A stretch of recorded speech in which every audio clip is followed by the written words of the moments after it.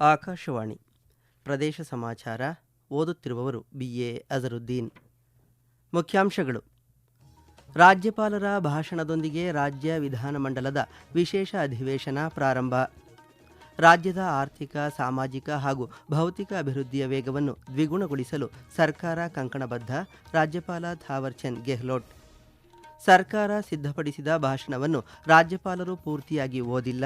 ಮುಖ್ಯಮಂತ್ರಿ ಸಿದ್ದರಾಮಯ್ಯ ಆಪಾದನೆ. ರಾಜ್ಯಪಾಲರಿಗೆ ಅಗೌರವ ತೋರಿದ ಆರೋಪ. ಶಾಸಕರ ವಿರುದ್ಧ ಕ್ರಮ ಕೈಗೊಳ್ಳಲು ವಿರೋಧ ಪಕ್ಷದ ನಾಯಕ ಆರ್ ಅಶೋಕ ಸಭಾಧ್ಯಕ್ಷರಿಗೆ ದೂರು. ರಾಜ್ಯ ವಿಧಾನಮಂಡಲದ ವಿಶೇಷ ಅಧಿವೇಶನ ರಾಜ್ಯಪಾಲರ ವಾಡಿಕೆಯ ಭಾಷಣದೊಂದಿಗೆ ಇಂದು ಆರಂಭವಾಯಿತು. ರಾಜ್ಯಪಾಲ ಥಾವರ್ಚಂದ್ ಗೆಹ್ಲೋಟ್ ಅವರು ಜಂಟಿ ಸದನವನ್ನುದ್ದೇಶಿಸಿ ಮಾತನಾಡಿ, ರಾಜ್ಯದ ಆರ್ಥಿಕ, ಸಾಮಾಜಿಕ ಹಾಗೂ ಭೌತಿಕ ಅಭಿವೃದ್ಧಿಯ ವೇಗವನ್ನು ದ್ವಿಗುಣಗೊಳಿಸಲು ಸರ್ಕಾರ ಕಂಕಣಬದ್ಧವಾಗಿದೆ ಎಂದು ತಿಳಿಸಿದರು. ರಾಜ್ಯಪಾಲರು ಭಾಷಣ ಮುಗಿಸಿ ಸದನದಿಂದ ನಿರ್ಗಮಿಸುತ್ತಿರುವಾಗ ಸದನ ಗದ್ದಲದ ವಾತಾವರಣಕ್ಕೆ ಸಾಕ್ಷಿಯಾಯಿತು. ಇದಕ್ಕೂ ಮುನ್ನ ರಾಜ್ಯಪಾಲ ಥಾವರ್ಚಂದ್ ಗೆಹ್ಲೋಟ್ ಅವರನ್ನು ವಿಧಾನಮಂಡಲದ ಜಂಟಿ ಅಧಿವೇಶನಕ್ಕೆ ವಿಧಾನಸಭಾಧ್ಯಕ್ಷ ಯುಟಿ ಖಾದರ್, ವಿಧಾನ ಪರಿಷತ್ ಸಭಾಪತಿ ಬಸವರಾಜ ಹೊರಟ್ಟಿ, ಮುಖ್ಯಮಂತ್ರಿ ಸಿದ್ದರಾಮಯ್ಯ, ಕಾನೂನು ಮತ್ತು ಸಂಸದೀಯ ವ್ಯವಹಾರಗಳ ಸಚಿವ HK ಪಾಟೀಲ್ ಕರೆತಂದರು. ಸದನಕ್ಕೆ ಆಗಮಿಸುತ್ತಿದ್ದಂತೆ ರಾಷ್ಟ್ರಗೀತೆ ನುಡಿಸಲಾಯಿತು. ರಾಜ್ಯಪಾಲರು ಜಂಟಿ ಸದನವನ್ನುದ್ದೇಶಿಸಿ ಮಾತನಾಡಿ, ರಾಜ್ಯ ವಿಧಾನಮಂಡಲದ ಜಂಟಿ ಅಧಿವೇಶನಕ್ಕೆ ತಮ್ಮೆಲ್ಲರಿಗೂ ಹೃತ್ಪೂರ್ವಕ ಸ್ವಾಗತ. ಈ ಅಧಿವೇಶನವನ್ನು ಉದ್ದೇಶಿಸಿ ಮಾತನಾಡಲು ನನಗೆ ಸಂತೋಷವಾಗುತ್ತಿದೆ ಎಂದರು. माननीय नेता प्रतिपक्ष और माननीय मंत्रीगण एवं कर्नाटक विधानमंडल के सम्माननीय सदस्यगण, ಎಲ್ಲರಿಗೂ नमस्कार।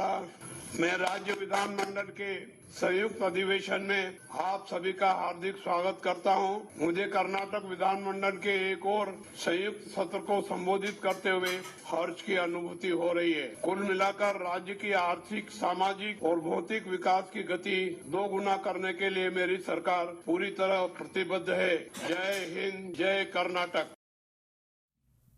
ಈ ವರ್ಷದ ಮೊದಲ ಜಂಟಿ ಅಧಿವೇಶನದಲ್ಲಿ ಮಾನ್ಯ ರಾಜ್ಯಪಾಲರು ಸಚಿವ ಸಂಪುಟ ಸಿದ್ಧಪಡಿಸಿದ ಭಾಷಣವನ್ನು ಓದದೆ ಸಂವಿಧಾನದ ವಿಧಿಗಳನ್ನು ಉಲ್ಲಂಘನೆ ಮಾಡಿದ್ದಾರೆ ಎಂದು ಮುಖ್ಯಮಂತ್ರಿ ಸಿದ್ದರಾಮಯ್ಯ ಆಪಾದಿಸಿದ್ದಾರೆ.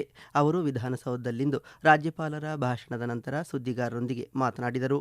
ಸರ್ಕಾರದ ಸಚಿವ ಸಂಪುಟ ಸಿದ್ಧಪಡಿಸಿರುವ ಭಾಷಣವನ್ನು ಓದಲೇಬೇಕೆಂಬ ನಿಯಮವಿದ್ದು, ರಾಜ್ಯಪಾಲರು ಸಿದ್ಧಪಡಿಸಿದ ಭಾಷಣವನ್ನು ಓದುವಂತಿಲ್ಲ ಎಂದು ಹೇಳಿದರು. ಕೇಂದ್ರ ಸರ್ಕಾರ ತಂದಿರುವ ವಿಕಸಿತ ಭಾರತ ರಾಮ್ಜಿ ಕಾಯ್ದೆಗೆ ತಮ್ಮ ಸರ್ಕಾರದ ತೀವ್ರ ವಿರೋಧವಿದೆ ಎಂದು ಮುಖ್ಯಮಂತ್ರಿ ಸಿದ್ದರಾಮಯ್ಯ ತಿಳಿಸಿದರು.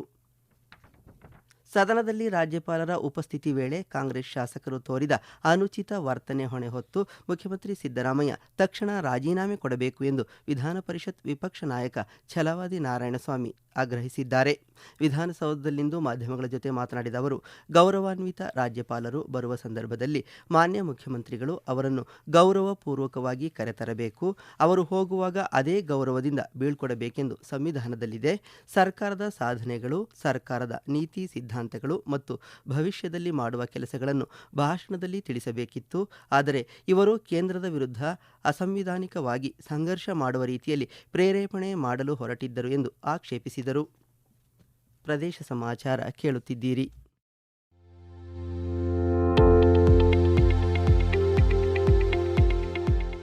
ನಮ್ಮ ಎಲ್ಲ ರಾಷ್ಟ್ರೀಯ ವಾರ್ತೆಗಳು ಹಾಗೂ ಪ್ರದೇಶ ಸಮಾಚಾರ ಈಗ ಆಕಾಶವಾಣಿ ನ್ಯೂಸ್ ಕನ್ನಡ ಯೂಟ್ಯೂಬ್ ಚಾನೆಲ್ನಲ್ಲಿ ಲಭ್ಯ. ನಮ್ಮ ಎಕ್ಸ್ ಖಾತೆ ಮತ್ತು ಇನ್ಸ್ಟಾಗ್ರಾಂ ಖಾತೆ ಆಕಾಶವಾಣಿ ನ್ಯೂಸ್ ಕನ್ನಡ. ಹೆಚ್ಚಿನ ಮಾಹಿತಿಗಾಗಿ ನಮ್ಮ ಫೇಸ್ಬುಕ್ ಖಾತೆ ಆಕಾಶವಾಣಿ ವಾರ್ತೆ ಕನ್ನಡವನ್ನು ಅನುಸರಿಸಿ. ಮಾಹಿತಿಗಳ ಹೂರಣ, ವಾರದ ಕಾರ್ಯಕ್ರಮ, ಪ್ರಚಲಿತ ವಿದ್ಯಮಾನ ಪ್ರತಿ ಬುಧವಾರ ರಾತ್ರಿ 9:15 ಕಾಂಗ್ರೆಸ್ ಸರ್ಕಾರ ರಾಜ್ಯಪಾಲರಿಗೆ ಅಗೌರವ ತೋರಿ ಸಂವಿಧಾನಕ್ಕೆ ಅಪಮಾನ ಮಾಡಿದೆ ಎಂದು ವಿಧಾನಸಭೆಯಲ್ಲಿನ ಪ್ರತಿಪಕ್ಷ ನಾಯಕ ಆರ್ ಅಶೋಕ ಆರೋಪಿಸಿದ್ದಾರೆ. ರಾಜ್ಯಪಾಲರ ಭಾಷಣದ ಬಳಿಕ ಸುದ್ದಿಗಾರರೊಂದಿಗೆ ಮಾತನಾಡಿದ ಅವರು, ಕಾಂಗ್ರೆಸ್ ಸರ್ಕಾರ ಅಧಿವೇಶನದ ದಿನವನ್ನು ಕರಾಳ ದಿನವನ್ನಾಗಿಸಿದೆ. ರಾಜ್ಯಪಾಲರು ರಾಜ್ಯ ಹಾಗೂ ಕೇಂದ್ರ ಸರ್ಕಾರದ ನಡುವೆ ಸೇತುವೆಯಂತೆ ಕೆಲಸ ಮಾಡುತ್ತಾರೆ. ರಾಜ್ಯಪಾಲರಾದ ಥಾವರ್ಚಂದ್ ಗೆಹ್ಲೋಟ್ ಅವರು ಸಾಂಕೇತಿಕವಾಗಿ ಭಾಷಣ ಮಂಡಿಸಿ ಧನ್ಯವಾದ ಹೇಳಿ ಹೋಗಿದ್ದಾರೆ. ಈ ಹಿಂದೆ ರಾಜ್ಯಪಾಲರಾಗಿದ್ದ ಹಂಸರಾಜ್ ಭಾರದ್ವಾಜ್ ಕೂಡ ಹಾಗೆಯೇ ಮಾಡಿದ್ದರು. ಇದರಲ್ಲಿ ತಪ್ಪೇನೂ ಇಲ್ಲ ಎಂದು ಹೇಳಿದರು. ಕಾಂಗ್ರೆಸ್ ಶಾಸಕರು ರಾಜ್ಯಪಾಲರೊಂದಿಗೆ ಅನುಚಿತವಾಗಿ ವರ್ತಿಸಿದ್ದಾರೆ. ಸದನದ ನಿಯಮಾವಳಿ ಪ್ರಕಾರ ರಾಜ್ಯಪಾಲರು ಭಾಷಣ ಮಾಡುವಾಗ ಯಾವುದೇ ಸದಸ್ಯರು ಅಡ್ಡಿ ಮಾಡುವಂತಿಲ್ಲ. ಆ ರೀತಿ ಮಾಡಿದರೆ ಅದನ್ನು ತೀವ್ರ ಉಲ್ಲಂಘನೆ ಎಂದು ಪರಿಗಣಿಸಬೇಕಾಗುತ್ತದೆ. ಆದ್ದರಿಂದ ಸ್ಪೀಕರ್ ಯುಟಿ ಖಾದರ್ ಅವರು ತಪ್ಪಿತಸ್ಥ ಸದಸ್ಯರನ್ನು ಶಿಕ್ಷೆಗೆ ಒಳಪಡಿಸಬೇಕು ಹಾಗೂ ಸದನದಿಂದ ಹೊರಗೆ ಹಾಕಬೇಕು ಎಂದು ಒತ್ತಾಯಿಸಿದರು. ರಾಜ್ಯ ಸರ್ಕಾರವು ತನ್ನ ವೈಫಲ್ಯಗಳನ್ನು ಮುಚ್ಚಿ ಹಾಕಿಕೊಳ್ಳುವ ಸಲುವಾಗಿ ಕೇಂದ್ರ ಸರ್ಕಾರದ ವಿರುದ್ಧ ದ್ವೇಷ ರಾಜಕಾರಣ ಮಾಡಲು ಸದನವನ್ನು ಬಳಸುತ್ತಿದೆ ಎಂದು ಬಿಜೆಪಿ ರಾಜ್ಯಾಧ್ಯಕ್ಷ ಮತ್ತು ಶಾಸಕ ಬಿವೈ ವಿಜಯೇಂದ್ರ ದೂರಿದ್ದಾರೆ. ಬೆಂಗಳೂರಿನಲ್ಲಿಂದು ಮಾಧ್ಯಮಗಳ ಜೊತೆ ಮಾತನಾಡಿದ ಅವರು, ಸದನದ ಒಳಗಡೆ ಗೌರವಾನ್ವಿತ ರಾಜ್ಯಪಾಲರಿಗೆ ಅಗೌರವ ಸೂಚಿಸುವ ಕೆಲಸವನ್ನು ಆಡಳಿತ ಪಕ್ಷದವರು ಮಾಡಿದ್ದಾರೆ. ರಾಜ್ಯ ಸರ್ಕಾರ ಸದನದ ದುರ್ಬಳಕೆಯನ್ನು ಮಾಡುತ್ತಿದೆ ಎಂದು ಟೀಕಿಸಿದರು. ಕೇಂದ್ರ ಸರ್ಕಾರವು ಮನ್ರೇಗಾದಲ್ಲಿ ಸುಧಾರಣೆ ತಂದು ವಿಕಸಿತ ಭಾರತ್ ರಾಮ್ಜಿ ಎಂದು ಕೆಲವು ಮಾರ್ಪಾಡುಗಳನ್ನು ಮಾಡಿದೆ. ಈ ಬಗ್ಗೆ ಸಿದ್ದರಾಮಯ್ಯನವರ ನೇತೃತ್ವದ ಕಾಂಗ್ರೆಸ್ ಸರ್ಕಾರವು ಅಪಪ್ರಚಾರಗಳನ್ನು ಪ್ರಾರಂಭಿಸಿದೆ ಎಂದು ಆರೋಪಿಸಿದರು. ಕೊಪ್ಪಳ ಜಿಲ್ಲೆಯ ವಿವಿಧ ಪ್ರವಾಸಿ ತಾಣಗಳ ಬಗ್ಗೆ ಪರಿಚಯ ಮಾಡಿಕೊಡುವ ಕೊಪ್ಪಳ ಅನ್ವೇಷಿಸಿ ಕಾರ್ಯಕ್ರಮಕ್ಕೆ ನಿನ್ನೆ ಚಾಲನೆ ನೀಡಲಾಯಿತು. ಕೊಪ್ಪಳ ಜಿಲ್ಲಾಡಳಿತ ಭವನದ ಪ್ರಾಂಗಣದಲ್ಲಿ ನಡೆದ ಈ ಕಾರ್ಯಕ್ರಮದಲ್ಲಿ ಸಂಸದ ಕೆ ರಾಜಶೇಖರ ಬಸವರಾಜ ಹಿಟ್ನಾಳ್, ಪದ್ಮಶ್ರೀ ಪುರಸ್ಕೃತರಾದ ಭೀಮವ್ವ ಶಿಳ್ಳೆಕ್ಯಾತರ್ ಹಾಗೂ ಹಿರಿಯ ಅಧಿಕಾರಿಗಳು ಉಪಸ್ಥಿತರಿದ್ದರು. ಕೊಪ್ಪಳದ ಅಂಜಲಿ ಭರತನಾಟ್ಯ ಕೇಂದ್ರದ ಕಲಾವಿದರು ಭರತನಾಟ್ಯ ನೃತ್ಯ ಮಾಡಿದರು. ಪದ್ಮಶ್ರೀ ಪುರಸ್ಕೃತರಾದ ಭೀಮವ್ವ ಶಿಳ್ಳೆಕ್ಯಾತರ್ ಅವರ ತಂಡದವರು ತೊಗಲು ಗೊಂಬೆಯಾಟ ಪ್ರದರ್ಶನ ನೀಡಿದರೆ, ಹೊಸಳ್ಳಿಯ ಹುಲಿಗೆಮ್ಮ ಹಂದ್ರಾಳ ಮತ್ತು ತಂಡದವರು ಗೀಗಿ ಪದಗಳನ್ನು ಹಾಡಿದರು. ಈ ಕಾರ್ಯಕ್ರಮದಲ್ಲಿ ರಾಜ್ಯದ ವಿವಿಧ ಪ್ರದೇಶಗಳ ಪ್ರಸಿದ್ಧ ಬ್ಲಾಗರ್, ಇನ್ಫ್ಲೂಯೆನ್ಸರ್ ಮತ್ತು ಟೂರ್ ಆಪರೇಟರ್ಗಳು ಕೊಪ್ಪಳ ಜಿಲ್ಲೆಯ ಐತಿಹಾಸಿಕ ಪ್ರವಾಸಿ ತಾಣಗಳ ಬಗ್ಗೆ ಮಾಹಿತಿ ಪಡೆದುಕೊಂಡರು. ಈ ಸಂದರ್ಭದಲ್ಲಿ ಜಿಲ್ಲೆಯ ಸಾಂಸ್ಕೃತಿಕ ಚಿತ್ರಣ ನೀಡುವ ಕಾರ್ಯಕ್ರಮ ನಡೆಯಿತು. ಸರ್ಕಾರದ ವಿವಿಧ ಇಲಾಖೆಗಳ ಆಶ್ರಯದಲ್ಲಿ 3 ದಿನಗಳ ಈ ಕಾರ್ಯಕ್ರಮ ಆಯೋಜಿಸಲಾಗಿದೆ. ವಾರ್ತಾ ಮತ್ತು ಸಾರ್ವಜನಿಕ ಸಂಪರ್ಕ ಇಲಾಖೆ ವತಿಯಿಂದ ಮಹಾತ್ಮ ಗಾಂಧೀಜಿಯವರ 156ನೇ ಜಯಂತಿ ಅಂಗವಾಗಿ ನಡೆದ ರಾಜ್ಯಮಟ್ಟದ ಬಾಪೂಜಿ ಪ್ರಬಂಧ ಸ್ಪರ್ಧೆಯಲ್ಲಿ ಮಂಗಳೂರಿನ ರಥಬೀದಿಯ ಸರ್ಕಾರಿ ಪ್ರಥಮ ದರ್ಜೆ ಕಾಲೇಜಿನ ವಿದ್ಯಾರ್ಥಿನಿ ಮೇಘ ಪ್ರಥಮ ಸ್ಥಾನ ಪಡೆದಿದ್ದಾರೆ. ಮೌಲ್ಯಾಧಾರಿತ ನಾಯಕತ್ವ ಹಾಗೂ ನೈತಿಕ ರಾಜಕಾರಣ, ಯುವಕರಿಗೆ ಗಾಂಧೀಜಿಯವರ ಪಾಠ ಎಂಬ ವಿಷಯ ಕುರಿತು ಪ್ರಬಂಧ ಸ್ಪರ್ಧೆ ಆಯೋಜಿಸಲಾಗಿತ್ತು.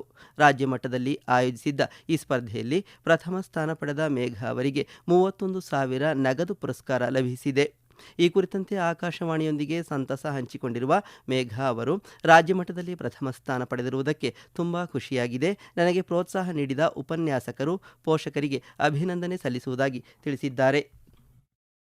ರಾಜ್ಯ ಮಟ್ಟದ ಪ್ರಬಂಧ ಸ್ಪರ್ಧೆಯಲ್ಲಿ ಪ್ರಥಮ ಸ್ಥಾನವನ್ನು ಪಡೆದಿದ್ದೇನೆ ಅಂತ ಹೇಳಲಿಕ್ಕೆ ನನಗೆ ತುಂಬ ಸಂತೋಷ ಆಗ್ತಿದೆ. ಪ್ರಬಂಧ ಬರೆಯುವುದು ಅಂದರೆ ನನ್ನ ಒಂದು ಇಷ್ಟವಾದ ಹವ್ಯಾಸ. ಸ್ಕೂಲ್ ಲೆವೆಲಿಂದ ಕೂಡ ಪ್ರಬಂಧ ಸ್ಪರ್ಧೆಯಲ್ಲಿ ಭಾಗವಹಿಸ್ತಿದ್ದೆ, ಕೆಲವೊಂದು ಪ್ರೈಸ್ಗಳನ್ನು ಕೂಡ ಪಡಿತಾ ಇದ್ದೆ. ಆದರೆ ಸ್ಟೇಟ್ ಲೆವೆಲಲ್ಲಿ ಸಿಕ್ಕಿರೋದು ಇದೇ ಮೊದಲನೇ ಸಲ. ಸೊ ಅದರಿಂದ ಈ ಪ್ರೈಸ್ ನನಗೊಂದು ಸ್ಪೆಷಲ್. ಹಾಗೂ ನನ್ನ ಎಲ್ಲ ಉಪನ್ಯಾಸಕರು ಕೂಡ ಪ್ರಬಂಧವನ್ನು ಹೇಗೆ ಬರೆಯಬೇಕು, ಯಾವುದನ್ನು ರೆಫರ್ ಮಾಡಬೇಕು ಅನ್ನೋ ವಿಷಯದಲ್ಲಿ ತುಂಬಾ ಗೈಡ್ ಮಾಡಿದ್ದಾರೆ. ಮುಖ್ಯವಾಗಿ ಅದರಲ್ಲೂ ಗಾಂಧೀಜಿಯವರ ಆತ್ಮಚರಿತ್ರೆ, ನನ್ನ ಸತ್ಯಾನ್ವೇಷಣೆ ಬುಕ್ ನನಗೆ ತುಂಬಾ ಹೆಲ್ಪ್ ಮಾಡಿದೆ ಈ ವಿಷಯದಲ್ಲಿ. ಉತ್ತರ ಕನ್ನಡ ಜಿಲ್ಲೆಯ ಶಿರಸಿ ತಾಲೂಕಿನ ಬನವಾಸಿಯಲ್ಲಿ ಗಣರಾಜ್ಯೋತ್ಸವ 2026ರ ಅಂಗವಾಗಿ ವಿಕಸಿತ ಭಾರತ ರಾಮ್ಜಿ ಕಾಯ್ದೆ 2025, ವಂದೇ ಮಾತರಂ ಗೀತೆಯ 150ನೇ ವರ್ಷಾಚರಣೆ ಹಾಗೂ ಕೇಂದ್ರ ಪುರಸ್ಕೃತ ಯೋಜನೆಗಳ ಕುರಿತು ವಿಶೇಷ ಕಾರ್ಯಕ್ರಮ ನಡೆಯಿತು.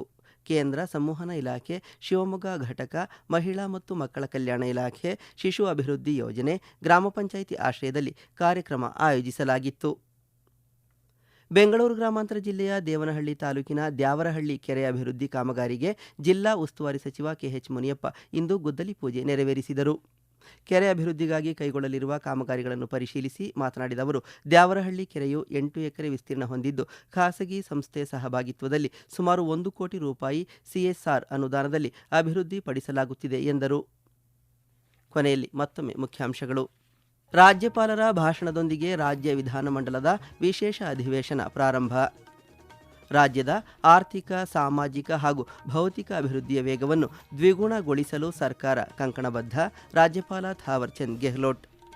ಸರ್ಕಾರ ಸಿದ್ಧಪಡಿಸಿದ ಭಾಷಣವನ್ನು ರಾಜ್ಯಪಾಲರು ಪೂರ್ತಿಯಾಗಿ ಓದಿಲ್ಲ, ಮುಖ್ಯಮಂತ್ರಿ ಸಿದ್ದರಾಮಯ್ಯ ಆಪಾದನೆ. ರಾಜ್ಯಪಾಲರಿಗೆ ಅಗೌರವ ತೋರಿದ ಆರೋಪ, ಶಾಸಕರ ವಿರುದ್ಧ ಕ್ರಮ ಕೈಗೊಳ್ಳಲು ವಿರೋಧ ಪಕ್ಷದ ನಾಯಕ ಆರ್ ಅಶೋಕ ಸಭಾಧ್ಯಕ್ಷರಿಗೆ ದೂರು. ಇಲ್ಲಿಗೆ ಪ್ರದೇಶ ಸಮಾಚಾರ ಮುಗಿಯಿತು. ನಮ್ಮ ಮುಂದಿನ ವಾರ್ತಾ ಪ್ರಸಾರ ಸಂಜೆ 6:40ಕ್ಕೆ.